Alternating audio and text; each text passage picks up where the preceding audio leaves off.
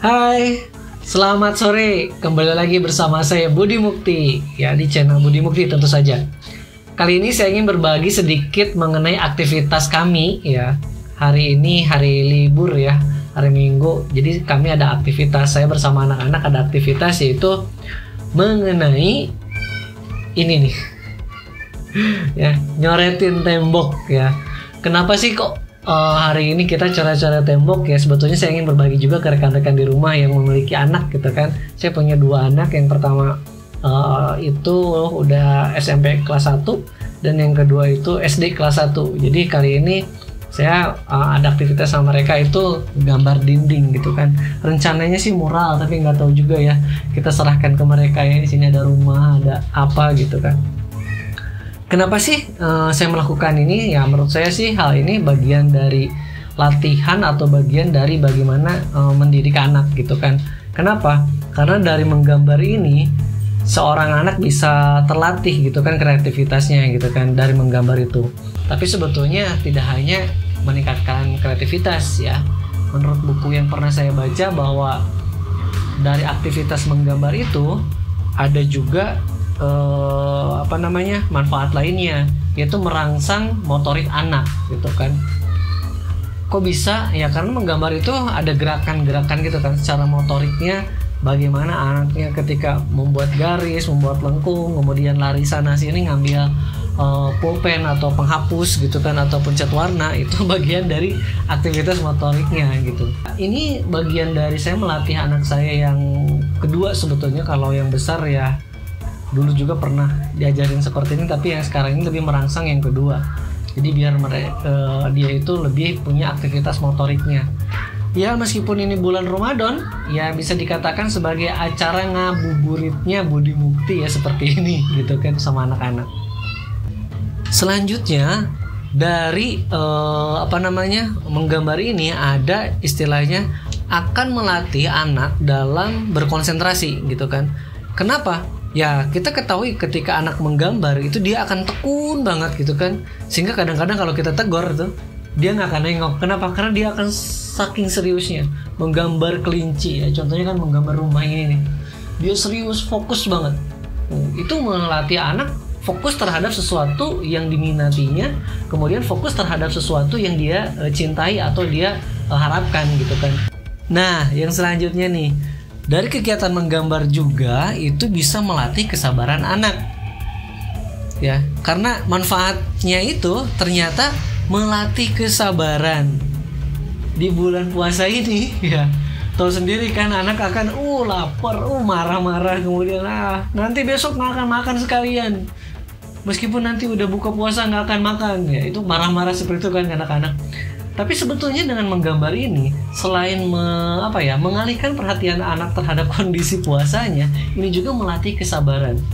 Yang tadinya marah-marah, tapi karena dia tertarik, kemudian juga kita motivasi terus ya, sehingga anak tersebut bisa menetralisir emosinya sendiri, sehingga dia akan lebih sabar dan tetap melanjutkan meskipun sedikit manyun, kita tetap motivasi aja gitu kan. Kita lihat nih nanti hasil seperti apa, saya akan sharing nanti ya kalau udah jadi, tapi untuk sebagai prosesnya saya akan sharing juga nanti ya.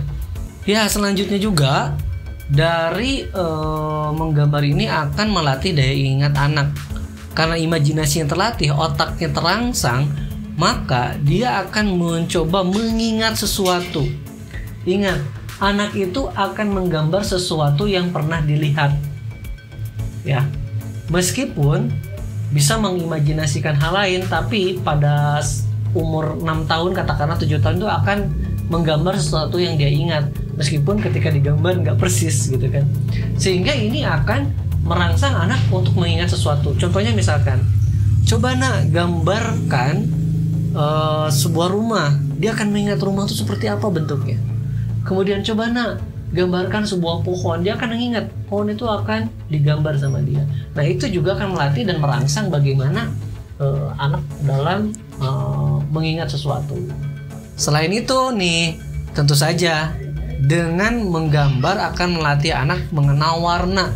Jadi warna itu ternyata nggak hanya hitam sama putih saja atau merah saja, banyak warna-warna lainnya. Nah di sini saya kenalkan masih 2 warna ya, 3 warna deh. Ada putih, hitam, sama merah mungkin ini. Kelihatan nggak? Intinya di sini belum variatif juga warnanya. Ya rencana sih nggak akan terlalu banyak warna sih di sini, karena si kakaknya itu dia akan malas untuk mewarnain terlalu banyak gitu. Oh itu tuh Akila dipanggil. Ya jadi setelah diketahui bahwa manfaatnya itu banyak, nah sebagai orang tua kita harus ngapain sih?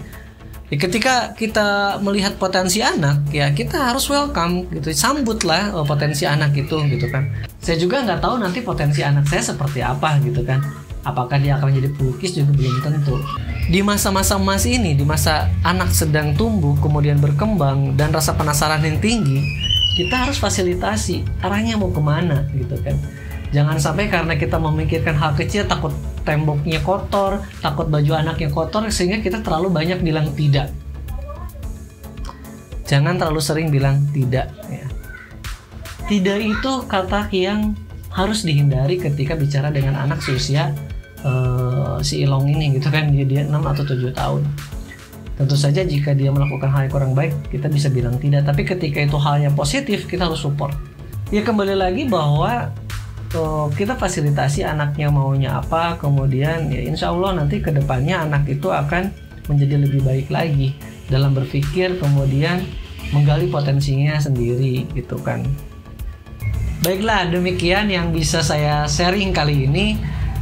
Ngabuburit plus nyoret-nyoret tembok ala Budi Mukti dan keluarga gitu kan. Semoga bermanfaat bagi rekan-rekan, apalagi yang udah punya anak atau punya adik. Tetap disayang anaknya, adiknya, sehingga nanti anak tersebut bisa tumbuh berkembang. Tetap disupport ya, tetap didukung bahwa anak itu di masa emas bisa menghasilkan sesuatu yang lebih baik ketika di masa yang datang. Terima kasih, stay healthy and safe, wassalam, bye.